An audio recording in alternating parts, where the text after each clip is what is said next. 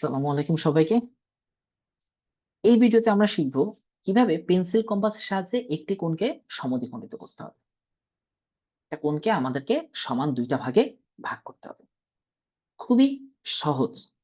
কিভাবে? প্রথমত আমাদেরকে একটা কোণ দেওয়া থাকবে। আমাদেরকে একটা কোণ দিয়ে দিয়েছে। এই কোণটা কি? এই যে এটা প্রদত্ত কোণ। এই কোণের মান আমরা জানি না।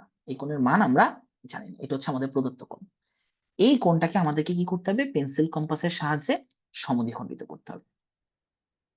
আমরা কিভাবে সমদ্বিখণ্ডিত করব? দেখেন। প্রথমত আমরা পেন্সিল কম্পাস নিই। পেন্সিল কম্পাস নিয়ে আমরা এই যে শীর্ষবিন্দু, এই শীর্ষবিন্দুতে বসিয়ে আমরা কি করব? একটা নির্দিষ্ট ব্যাসার্ধ নিব। এই ব্যাসার্ধটা বড় ছোট হতে পারে। আপনি একটা আ মডারেট, মডারেট একটা ব্যাসার্ধ নিবেন যাতে এটা বেশি বড় না হয়, ছোট না হয়। বেশি ছোট হয়ে গেলে আপনার এটাকে ঘুরাতে সমস্যা হয়ে যাবে। সো আমি এই যে মডারেট একটা ব্যাসার্ধ নিলাম। নিয়ে এই শীর্ষবিন্দু, এই কোণের শীর্ষবিন্দুকে কেন্দ্র করে আমি এখানে একটা বৃত্তচাপ, যে বৃত্তচাপ এঁকে ফেলেছি। এই বৃত্তচাপটা আমাকে কি করেছে? এই যে এখানে দুটো বিন্দুতে ছেদ করেছে না? আমার এই কোণের বাহু দুটোকে দুটো বিন্দুতে ছেদ করেছে। এবার আমি কি করব? এই পেন্সিল কম্পাস দিয়ে এই বিন্দুটাকে কেন্দ্র করে, এই বিন্দুটাকে কেন্দ্র করে আমি কি করব? দেখেন, এই বিন্দুটাকে কেন্দ্র করে আমি এটার সমান ব্যাসার্ধ, কিসের সমান ব্যাসার্ধ দেখেন তো? এটার সমান ব্যাসার্ধ বা এর চোখের আন্দাজে অর্ধেকের বেশি, অর্ধেকের বেশি সমদ্বিখণ্ডিত করার জন্য আমাদেরকে কি করতে হয়? ব্যাসার্ধটা এটার সমান বা অর্ধেকের বেশি নিতে হয়। কেন অর্ধেকের বেশি নিতে হয়? আমি শেষে বলে দিব। আমরা এই অর্ধেকের বেশি ব্যাসার্ধ নিয়ে, অর্ধেকের বেশি ব্যাসার্ধ নিয়ে আমরা কি করব?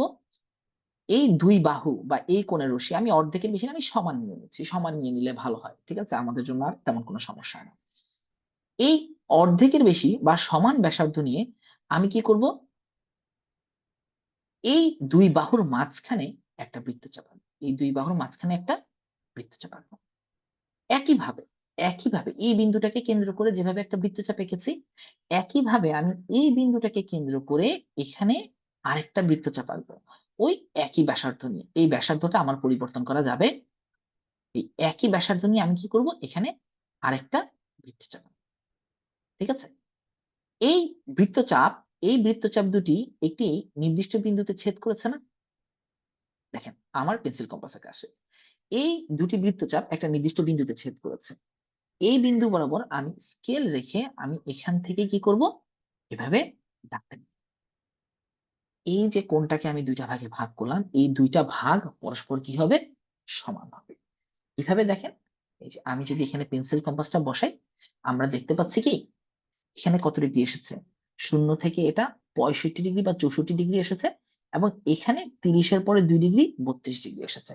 তাহলে ৩২, ৩২ করে সমান দুটো ভাগে আমার এই কোণটা বিভক্ত হয়ে গিয়েছে। তাহলে এটাই কি? পেন্সিল কম্পাসের সাহায্যে একটি কোণকে সমদ্বিখণ্ডিত করা হয়। আমরা যদি এখানে বলি যে এটা হচ্ছে আমার কি?